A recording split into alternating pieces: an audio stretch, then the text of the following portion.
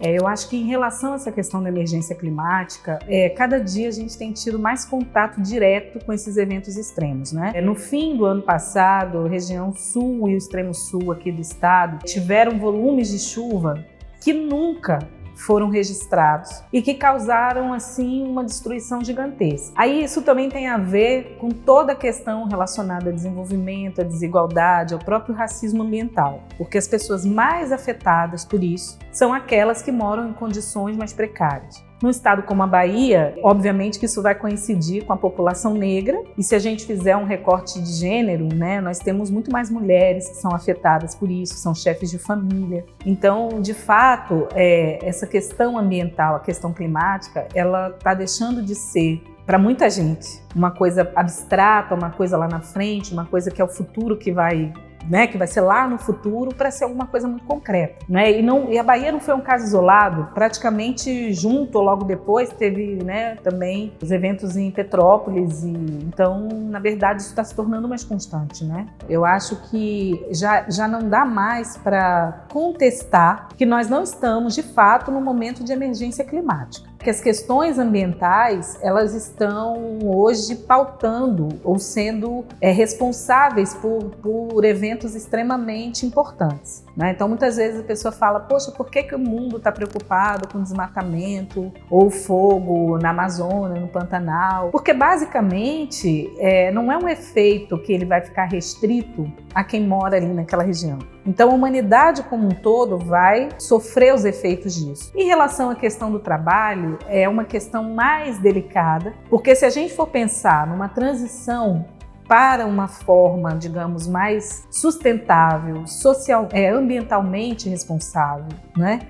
Muitas das cadeias de valor que a gente conhece, elas vão precisar ser reformuladas. Não quer dizer, por exemplo, que a gente vá de uma hora para outra eliminar todas essas coisas, né? Esses pontos, esses tipos de ocupações ou cadeias econômicas que têm impactos sobre o meio ambiente. Mas é uma questão a se pensar. Quando a gente pensa, por exemplo, a gente geralmente liga a questão ambiental à questão das indústrias. Mas se a gente pensa, por exemplo, que o agronegócio, sobretudo a pecuária, né, é extremamente responsável, assim, tem um peso grande de responsabilidade sobre a emissão de gases, né, de efeito estufa. Então, assim, se a gente pensar no caso da Bahia, por exemplo, um segmento industrial extremamente importante como o petroquímico, está diretamente ligado a essa questão também do petróleo, das emissões de gases poluentes. Então, não dá para imaginar que as coisas vão permanecer como estão. Então, assim como tem o avanço tecnológico que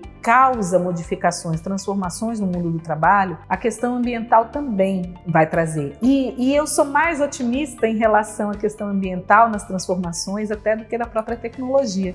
Eu acho que diversas outras ocupações podem surgir com um outro tipo de visão e utilização de outros tipos de fontes de matérias-primas mesmo, né? Tem plástico verde, própria questão na indústria petroquímica, né? Já tem o eteno verde, que hoje é marginal, mas que nada impede que ao longo do tempo isso melhore. Então, ainda que tenha um impacto, e tem, né, sobre a questão dos empregos, mas outros empregos e outras possibilidades de ocupação também podem ser geradas por isso, né?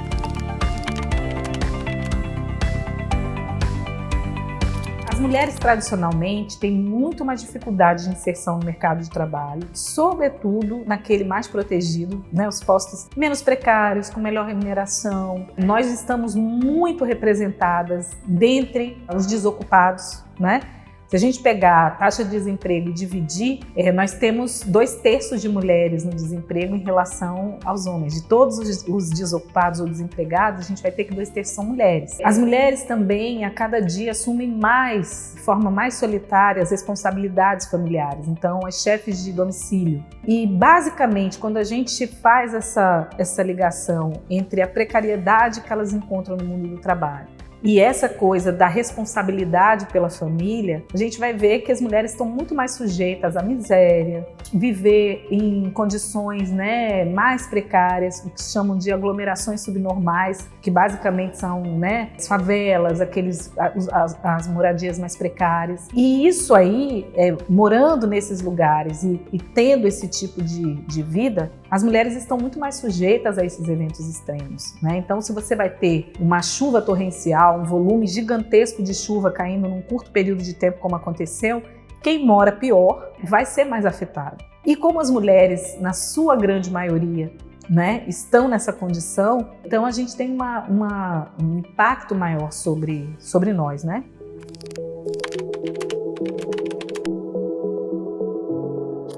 No Brasil isso já está acontecendo, mas na Bahia está acontecendo mais rapidamente. Nós temos perdido investimentos importantes no setor industrial. A Ford, eu acho que é o caso mais conhecido, mais simbólico pela dimensão do investimento, mas nós já perdemos outros tipos de investimento. Por exemplo, a indústria metalúrgica, que já migrou para Sergipe, outras indústrias também migrando aqui mesmo para o Nordeste, ou saindo, por exemplo, a Tigre saiu também, foi para Pernambuco, teve uma época que também uma planta tinha ido para Joinville.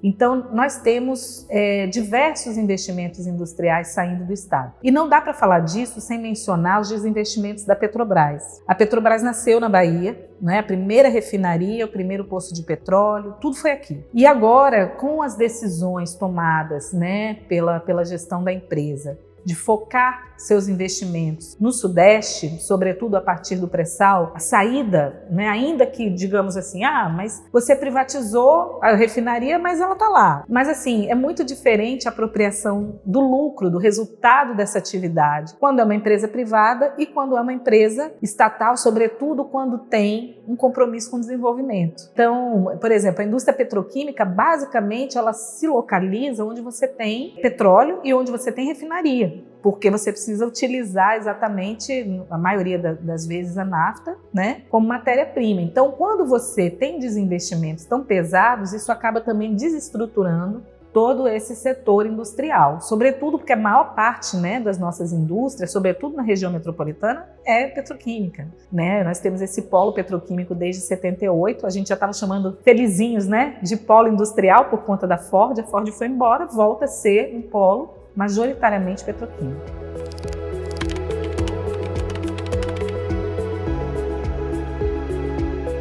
Olha, eu acho que a coisa mais importante é o que a CUT tem feito. A CUT tem dado visibilidade ao tema. A CUT tem discutido o tema. Esse é um tema que, se a gente for pensar em todas as urgências, em todos os problemas que a classe trabalhadora tem enfrentado, sobretudo recentemente, nós tenderíamos a imaginar que é um tema marginal, ou um tema que pode esperar. Eu acho que a CUT pautar isso é muito importante e fazer atividades mesmo para que as pessoas entendam o que é esse processo. Eu acho que as entidades sindicais, a partir daí, começar também a pautar isso nas suas convenções, nos seus acordos, sobretudo no sentido de que seja uma transição justa no sentido ambiental, mas uma transição também no sentido do trabalho. Não dá simplesmente para a gente chegar e achar que vai mudar, por exemplo, a energia ou a matéria-prima de determinado segmento, ou a própria forma de produzir, e que, se tiver que demitir as pessoas, isso não é um problema.